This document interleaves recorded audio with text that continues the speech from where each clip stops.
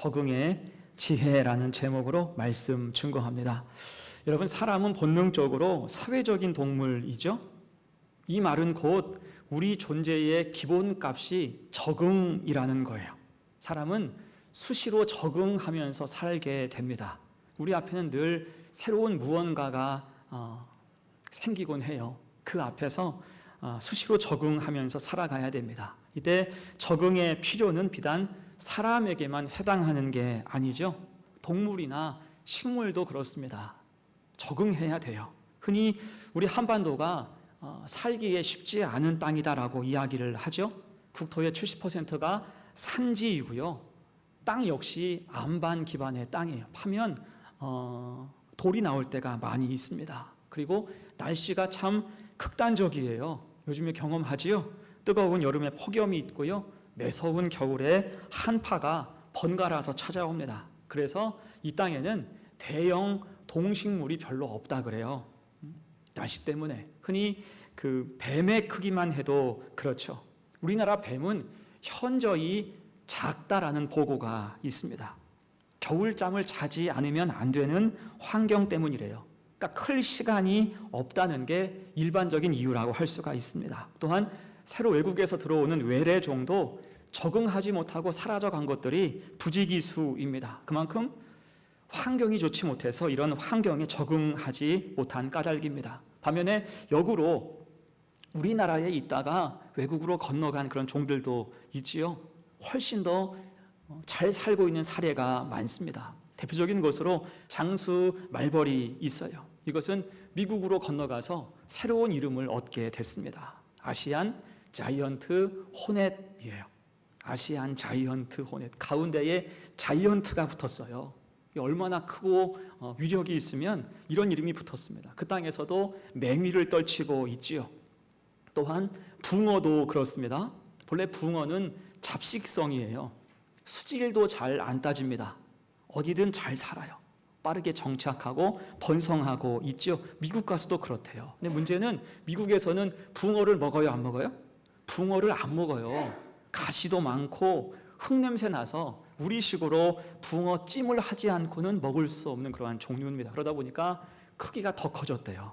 아무튼 그 땅 가서 잘 살고 있더라, 그런 얘기를 들었습니다. 자, 이처럼 환경에 대한 적응력이 생존과 번성의 핵심이 됩니다.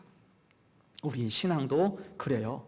급변하는 세상 속에서 또한 나를 둘러싼 여러 가지 상황 속에서 우리 신앙은 늘 적응해야 돼요. 적응하면서 무엇이 더 옳은 길이고 선한 길인지를 판단할 수 있어야 할 것입니다. 적응이 생존이고 적응이 성장이 되는 거예요. 이를 위해서 우리가 기억할 적응의 핵심이 무엇일까? 두 가지로 생각을 해봅니다. 첫 번째, 하나님의 뜻으로 중심을 잡고 나아가야 돼요. 흔히 적응은 두 가지 방향이 있다고 이야기합니다. 그것이 동화와 차별화예요. 동화는 주변 환경에 흡수되어서 자기의 본질과 정체성을 다 잃어버리는 것을 말합니다. 반면에 차별화는 본질적인 가치는 잃지 않고 굳건히 지키면서 주어진 상황과 환경에 대처하는 것을 말합니다. 곧 우리는 동화되어서 적응하지 말고 차별화하여서 적응해야 한다는 거예요. 자, 이에 대해서 사도 바울은 로마서 12장 2절에서 이렇게 말씀합니다. 주보에 있는 요절이죠. 시작. 너희는 이 세대를 본받지 말고 오직 마음을 새롭게 함으로 변화를 받아 하나님의 선하시고 기뻐하시고 온전하신 뜻이 무엇인지 분별하도록 하라. 아멘. 어때요? 분명한 선을 긋고 있어요. 이 세대를 본받지 말고 마음을 새롭게 함으로 변화를 받으라. 곧 동화되어서 그리스도인의 정체성을 잃지 말고 차별화해서 그 믿음을 굳건히 지키면서 지혜롭게 적응하여 살라는 뜻입니다. 가장 중요한 것은 하나님의 뜻으로 확고한 중심을 잡고 나아가야 한다는 거예요. 중심이 없으면 동화되기 쉽습니다. 결국은 다 빼앗길 수밖에 없는 거예요. 여러분, 예루살렘이 바벨론에게 망했을 때를 생각해 보십시오. 그때 아주 처참하게 무너졌어요. 성전은 무너지고 도시는 다 불에 탔습니다. 그리고 다수의 사람이 포로로 끌려갔어요. 나라 자체가 완전히 사라진 것입니다. 그러면 그 순간부터는 각자 도생이죠. 지켜줄 나라가 없는 거예요. 각자 도생. 그럼 이때부터 생존을 위한 가장 좋은 방법은 과거를 다 지우고 사는 것입니다. 그러려면 최대한 바벨론 본토인을 따라해야 돼요. 바벨론 본토인 옷 입는 것, 말하는 것, 먹는 것 전부 다 따라해야 한다는 것입니다. 다만 문제가 있다면 그렇게 하다 보면 내가 본래 가졌던 언어와 생각과 정체성을 다 잃을 수밖에 없다는 거죠. 이것이 동화라고 할 수가 있습니다. 대신 하나님은 그 나라가 망하기 전에 한 가지 약속을 주셨어요. 그것은 회복에 대한 약속이에요. 너희가 다시 돌아올 날이 있을 것이다. 심지어 시간까지 특정해 주셨어요. 70년이 다 채워지면 돌아올 것을 말씀하셨습니다. 이때 이 약속을 붙잡은 사람들은 어땠을까요? 이 사람들은 바벨론 사람으로 동화되지 않았습니다. 물론 바벨론은 살아요. 직업과 삶의 터전을 얻었지만 그 중심이 바뀌지를 않는 것입니다. 다니엘이 그랬고요. 느헤미야가 그랬고 에스라가 그랬고 스룹바벨이 그랬습니다. 이것이 차별화라고 할 수가 있죠. 그렇게 그들은 회당을 만들었고요. 바벨론에서 회당이라는 유대인의 구심점을 만들었고 거기에서 율법과 역사와 언어를 가르쳤으며 문화를 지켜 나갔습니다. 그럴 때 실제로 70년 후에 하나님이 길을 여시자 그들은 주저하지 않고 가진 것을 모두 다 처분하고 고향으로 돌아오게 되죠. 이방인에게 흡수되지 않았고요. 하나님의 선민으로 컴백하게 된 것입니다. 자, 오늘 본문도 그런 의미의 말씀이에요. 참 유명한 말씀이죠. 11절, 12절 같이 읽어요. 시작. 내가 궁핍함으로 말하는 것이 아니니라. 어떠한 형편에든지 나는 자족하기를 배웠노니 나는 비천에 처할 줄도 알고 풍부에 처할 줄도 알아. 모든 일 곧 배부름과 배고픔과 풍부와 궁핍에도 처할 줄 아는 일체의 비결을 배웠노라. 아멘. 여러분, 이 말씀은 바울의 적응력에 대한 고백이에요. 나는 어떠한 형편에 처하든지 자족하기를 배웠노니 배고픔과 배부름과 풍부와 궁핍 일체의 비결을 배웠노라. 여러분, 이때 배부름과 배고픔, 풍부와 결핍이 무엇입니까? 이것은 극단을 뜻하는 말이에요. 정반대의 말이죠. 그래서 이 말 속에는 모든 환경이 다 포함되어 있는 것입니다. 나에게 우호적인 환경뿐 아니라 냉대받고 배척받는 그러한 상황, 외롭고 결핍이 가득한 순간까지 모두 포함되어 있습니다. 여러분, 상황이 이 정도이면, 이 정도 극단적인 상황까지 몰리게 되면 그저 그 현실에 맞춰 살기에 급급할 수밖에 없습니다. 하지만 바울은 그 속에서 고백하기를 일체의 비결을 배웠다라고 말하고 있죠. 이유가 무엇입니까? 13절 같이 읽어요. 시작. 내게 능력 주시는 자 안에서 내가 모든 것을 할 수 있느니라. 아멘. 주님의 뜻으로 중심을 삼을 때 흔들리지 않는다는 거예요. 이것이 일체의 비결인 줄로 믿습니다. 환경의 지배를 받지 않고요. 분명한 목적을 가지고 적응할 수가 있는 거예요. 그럴 때 그 믿음을 가지고 어떤 곳에 가든지 복음을 증거하며 사는 인생을 살아갈 수가 있었습니다. 자, 그렇게 바울이 열심히 복음을 전한 곳이 마게도니아 지역, 요즘으로 말하면 그리스예요. 특히 오늘 본문의 배경인 빌립보는 그리스 지역의 첫 번째 성이고요. 유럽 최초의 교회가 세워진 곳입니다. 그리고 바울은 이곳을 지나서 데살로니가, 베레아, 아테네, 고린도 등등 그리스 전역을 돌면서 복음을 증거하게 됐습니다. 자, 그럴 때 이런 바울의 헌신은 현재 지금 그리스 역사의 핵심적인 구심점이 돼요. 이게 굉장히 흥미로운 역사인데요.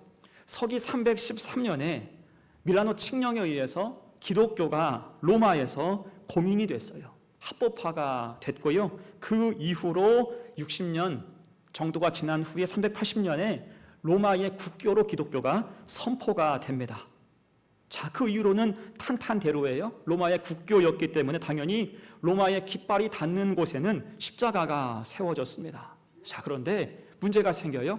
영토가 너무 동서로 길게 벌어져서 효율적인 통치를 위해서 동로마와 서로마로 나라가 분리가 됩니다.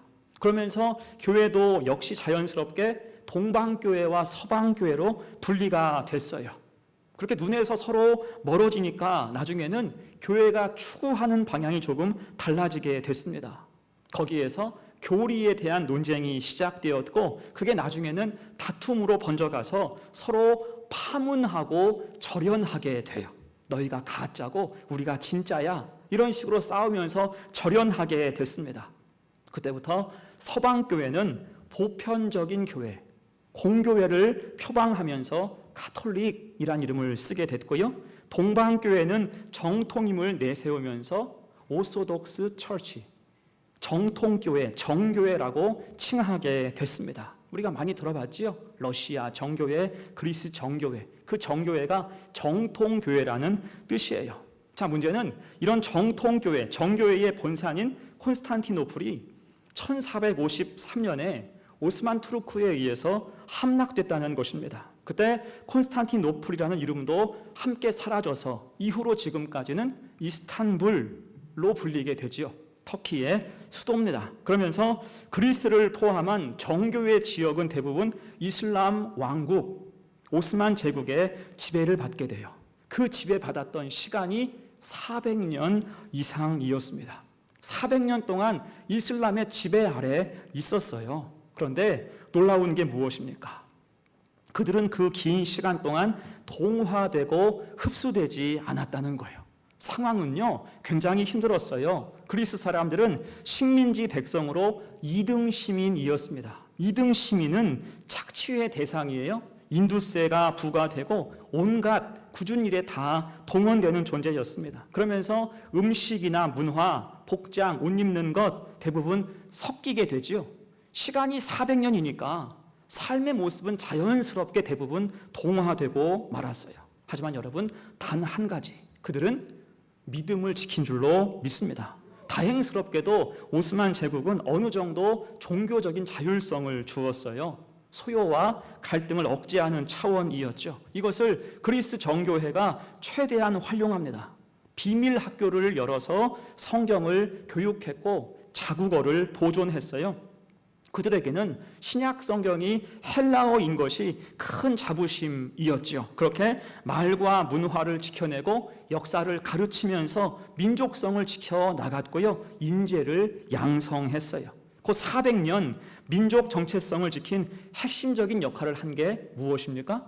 교회였다는 거예요. 그리스 정교회. 교회가 나라의 존립, 나라의 근거를 꽉 붙들고 있었어요. 그러다가 결국 19세기 초, 얼마 안 됐어요. 1821년에 정교회 수도원에서 독립선언문이 발표가 돼요. 결국 믿음으로 지켜낸 힘을 가지고 독립을 쟁취하게 된 것입니다. 자, 여러분, 이때 만약에 교회가 없었다면, 그들에게 바울이 전해준 복음이 없었다면 어떻게 됐을까요?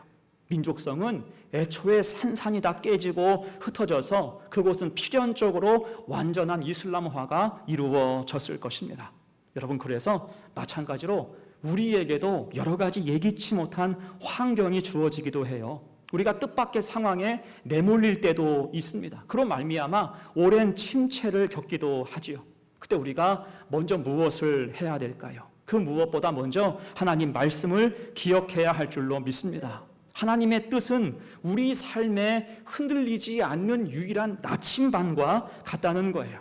거친 폭풍우가 몰아치고 사나운 파도가 흔들려도 나침반은 언제나 정확히 북쪽을 가리키면서 우리가 가야 할 길을 제시해 주시는 것처럼 하나님은 어떤 혼란스러운 상황 속에도 우리의 길을 바른 길로 인도하여 주심을 믿습니다. 그래서 흔들리지 말고, 우리가 흔들리고 또 여러 가지로 복잡하다 할지라도 우리가 거기에 동조하지 말고 오직 하나님을 붙들고 나아가야 할 줄로 믿습니다. 나에겐 길이 없죠.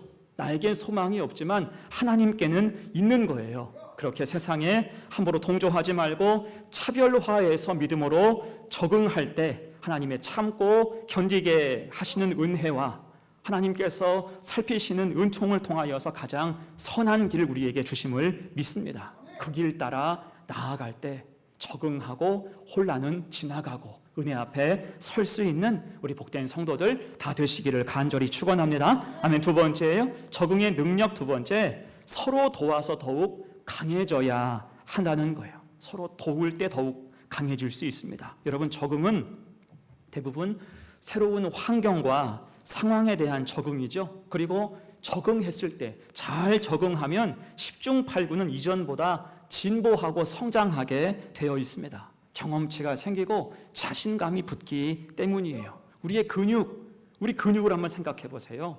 운동을 열심히 하면요, 이게 사실은 근섬유가 미세하게 파괴됩니다. 그래서 우리에게 근육통이 생기는 거예요. 그런데 회복 과정에서 보면 이전보다 더 강하게 재생돼요. 미세하게 파괴된 것들이 이상하게 더 강하게 재생됩니다. 이것이 초회복의 원리라고 하는 거예요. 저 나무도 마찬가지잖아요. 바람이 많이 부는 곳에서 자란 나무일수록 뿌리가 더 깊고 줄기가 단단하다라고 이야기하죠. 역경이 오히려 강함의 밑거름이 된다는 것입니다. 여러분, 우리의 신앙생활도 그렇습니다. 시련과 고난을 통과하면서 우리 믿음은 더 견고해지는 거예요. 그리고 이때 하나님은 필수적으로 돕는 자를 붙여주십니다. 내가 약하면 나를 버텨줄 돕는 자를 하나님이 주신다는 거예요. 자, 그래서 넘어지지 않게 하신다. 오늘 본문 14절 이후의 말씀이 그런 의미입니다. 14절 보세요. 그러나 너희가 내 괴로움에 함께 참여하였으니 잘하였도다. 아멘. 자, 여기서 바울이 말하는 괴로움이 무엇일까요? 이것은 복음을 전하면서 겪는 괴로움, 어려움이에요. 사실 바울에게 있어서 복음을 전하는 것은 기쁨이죠. 하지만 복음을 전하기까지의 과정이 괴로움이라는 거예요. 생각해 보세요. 새로운 도시에 가서 새로운 환경 속에서 새로운 사람에게 복음을 증거해야 됩니다. 뜻밖의 변수들이 막 나오는 그러한 상황이에요. 그때 아무런 정보도 없고 도와줄 사람도 없으니 힘들죠. 특히 가는 곳마다 복음을 반대하는 자들은 항상 있었습니다. 그들을 상대하면서 복음을 전해야 하니까 그 과정이 괴로움 그 자체라는 거예요. 여러분, 우리가 어디를 여행할 때도 그렇잖아요. 처음 가보는 곳에 대해서 누가 조금이라도 정보를 주면요, 그것이 큰 도움이 돼요. 그런데 아무것도 모른 채 그곳에 가면 좌충우돌하기 쉽잖아요. 제가 한 번은 외국에서 마켓에 갔어요. 크지 않은 마켓에 갔는데 사과가 먹고 싶어서 사과를 사려고 보니까 사과가 우리나라처럼 단일 품종이 아니에요. 아오리 나오고 그 다음에 홍로 나오고 그 다음에 부사 나오고 그런 게 아니에요. 17개의 품종이 있습니다. 이 겉으로 보기에는 이 사과가 무슨 사과인지 어떤 맛인지를 잘 모르겠어요. 제가 먹고 싶은 사과는 새콤달콤하고 아삭아삭한 사과예요. 늘 먹던 사과 있죠. 근데 이것을 표현할 방법이 없어요. 새콤달콤, 아삭아삭 표현할 방법이 없고 누구에게 물어볼 수도 없습니다. 그래서 머리를 굴려서 사과 품종 7개 중에 하나를 찍는 거예요. 결국에는 제가 청사과를 찍었다는 거 아닙니까? 이유는 빛깔이 아삭아삭하게 보여요. 맛도 우리가 먹는 아오리하고 비슷하지 않을까. 거기에다가 다른 사과에 비해서 조금 더 비쌌거든요. 비싸면 비싼 값을 하겠지, 이거구나 싶어서 그것을 집어왔습니다. 그리고 돌아와서 깨끗하게 씻고 한 입을 베어 무는 순간 깜짝 놀랐습니다. 이유가 뭘까요? 식감이 이게 약간 덜 익은 찐감자예요. 약간 덜 익은 찐감자, 푸석푸석한 그 자체입니다. 풍미와 단맛은 있는데 새콤함이 아예 없어요. 오래된 홍로 사과 아시죠? 딱 그 느낌입니다. 그래서 나중에 제가 찾아보니까 그 사과는 주로 치아가 안 좋은 분들, 이가 약하신 분들이 먹는 사과래요. 제가 그 사과를 4개를 샀는데 그냥 밥 대신 감자처럼 먹었던 기억이 있습니다.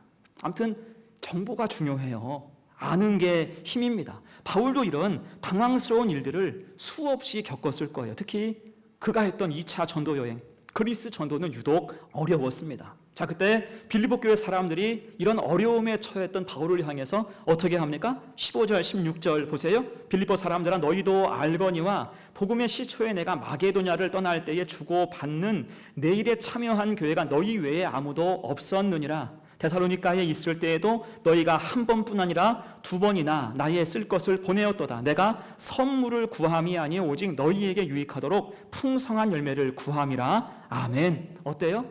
아무것도 없는 상태에서 빌립보 교회 교인들이 도와줬어요. 가는 곳에 대한 정보를 주었고요, 재정을 채워줬고요, 미처 생각하지 못한 것들까지 마음 써서 다 돌봐줬다는 것입니다. 이것이 얼마나 고마운 일이에요. 심지어 그렇게 해준 사람들이 빌립보 교회 성도들 밖에는 없었습니다. 너희들밖에 없구나. 잊을 수 없는 기억, 은혜이겠죠. 여러분, 그래서 우리가 해야 하는 사명 가운데 한 가지가 무엇일까요? 그것은 누군가 헤매고 있다면, 부침을 겪고 있다면 우리가 나서서 믿음과 기도와 관심으로 도와줘야 할 줄로 믿습니다.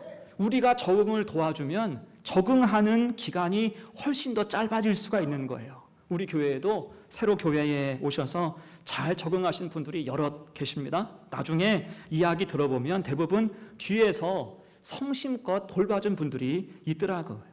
교회에 처음 와서 뻘쭘하잖아요.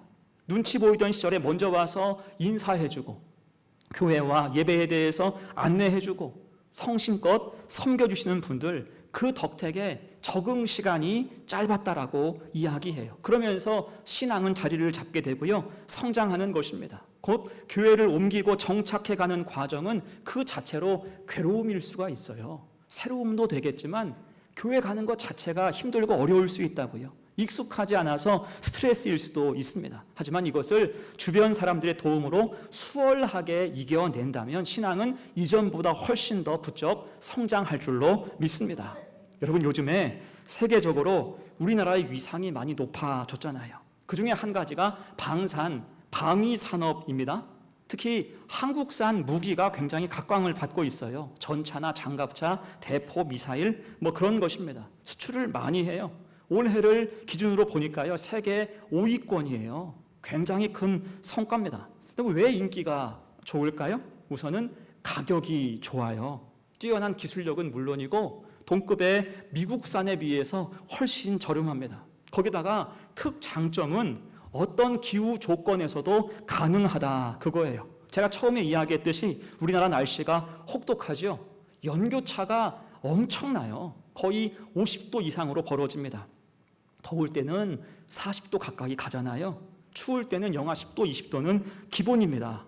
이러한 환경 속에서 개발되어서 혹독한 더위는 물론 추위에서도 안정적으로 그 기계가 작동하는 거예요. 그래서 저기 추운 나라에도 무기 팔아먹고요, 사막에도 무기 팔아먹습니다. 또한 전 국토의 70% 이상이 산지라서 평지나 오지 산간을 가리지 않아요. 거기다가 분단 국가라는 특수성 때문에 끊임없이 실전 훈련을 하잖아요. 그래서 무기의 정밀도도 굉장히 좋은 편입니다. 어때요? 악조건이 이 땅에 많지만 그것을 극복하고 이겨낼 때 훨씬 더 강력한 무기를 만들고 전 세계적으로 신뢰를 받게 될 수 있었다는 것입니다. 자, 바울의 믿음도 그래요. 바울의 사역을 보면 시간이 갈수록 견고해지는 것을 볼 수가 있습니다. 초기의 바울은요, 이 사람이 본래부터 담대하긴 했지만 때로 인간적인 두려움이 앞섰어요. 그 두려움을 고백하기도 합니다. 예를 들어서 고린도전서 2장 3절 말씀 보면 이렇게 고백해요. 같이 읽어요. 시작. 내가 너희 가운데 거할 때에 약하고 두려워하고 심히 떨었노라. 아멘. 이때가 언제냐면 아테네 전도, 그리스 전도 중에 아테네에 가서 전도할 때 실패한 후에 고린도로 거의 쫓겨가거든요. 그때의 심정이라고요. 두렵고 떨렸다고 고백하고 있습니다. 하지만 하나님이 도울 자를 또 허락해 주시죠. 하나님께 돕는 자를 허락하여 주셔서 바울을 세워가세요. 브리스길라와 아굴라 부부를 만나게 되었고요, 디도 유스도 같은 유력한 사람들을 만나서 그 헌신을 통해서 그 사역의 힘을 얻게 됩니다. 그러면서 힘과 능력이 생겼고 노하우가 생기고 점점 더 담대해져 가면서 고난 앞에도 흔들리지 않게 된 것입니다. 이후로 갈수록 바울은 더 담대함을 가지고 복음을 증거하는 사도로 살아갈 수가 있었어요. 자, 그럴 때 오늘 18절 이하에서 뭐라고 고백합니까? 18절 보세요. 내게는 모든 것이 있고 또 풍부한지라. 그리고 19절 이하, 나의 하나님이 그리스도 예수 안에서 영광 가운데 그 풍성한 대로 너희 모든 쓸 것을 채우시리라. 하나님 곧 우리 아버지께 세세 무궁하도록 영광을 돌릴지어다. 아멘. 어떻습니까? 자신감이 가득하죠. 하나님께 영광이라는 거예요. 곧 과거에 느꼈던 괴로움이 더는 괴로움이 될 수 없다. 능히 감당할 만하다. 하나님 믿고 나아갈 수 있게 됐다는 것입니다. 왜요? 적응할 때, 누군가의 도움으로 다시 힘을 얻어서 적응할 때 이전보다 더 강한 강력함을 가지고 일할 수가 있었다는 것입니다. 여러분, 그런 의미에서 혹시 지금 적응 중인 분이 있습니까? 교회에 적응 중이고, 직장에 적응 중이고, 새로운 환경과 상황에 적응 중인 분이 있습니까? 하나님의 도우심을 간절히 구하시기를 바랍니다. 그때 하나님의 은혜로 그 길은 친히 하나님의 인도함을 받을 것이고, 또한 적절하게 사람을 우리에게 붙여주실 거예요. 그를 통해서 적응하게 되면 이전보다 더 좋은 믿음, 더 나은 실력을 가지고 살아갈 수가 있습니다. 그처럼 우리는 새로움에 대해서 피하지 말고 적응해야 돼요. 적응하고 하나님이 여시는 길로 나아가야 할 것입니다. 아울러서 우리는 또 적응을 돕는 자가 될 수 있어야 돼요. 바울을 섬겼던 빌립보 교회의 성도들처럼 돕는 자를 자처하여서 힘겨운 사람들에게 의지가 될 때 하나님은 그 믿음을 사용하여 주시고, 오늘 본문의 칭찬처럼 하나님은 결코 그 수고를 잊지 않으실 것입니다. 그렇게 함께 적응하고 또 끌어주고 밀어주면서 더 힘있게 쓰임받을 수 있는 복된 성도들 다 되시기를 간절히 축원합니다. 그러면 이제 말씀을 마무리합니다. 자, 오늘 우리는 적응의 지혜를 배웠어요. 우리도 가끔 새로운 환경을 경험하고 때로는 예기치 않은 상황 가운데 처하기도 합니다. 그때 잘 적응해야 돼요. 대신 그 적응은 세상에서 말하는 동화가 아니고요, 하나님의 뜻을 중심으로 차별화된 적응을 해야 할 것입니다. 그럴 때 하나님은 그 삶에 돕는 자를 허락해 주시고, 그를 통해 우리의 신앙은 더 견고하고 강해질 수가 있는 거예요. 더 나아가서 우리 역시 주변을 살피면서 같은 처지로 말미암아 고민하는 사람들, 그들을 섬기고 도우면서 적응을 돕고 위해서 기도하면 우리를 통하여서 축복이 흘러가고 우리가 축복의 통로가 되는 줄로 믿습니다. 그래서 오늘 바울과 같은 고백이 있고 아름다운 감사와 찬송이 가득한, 잘 적응해서 우리가 서 있는 그곳에서 능력을 발휘하고 살아갈 수 있는 복된 성도들 다 되시기를 간절히 축원합니다. 아멘.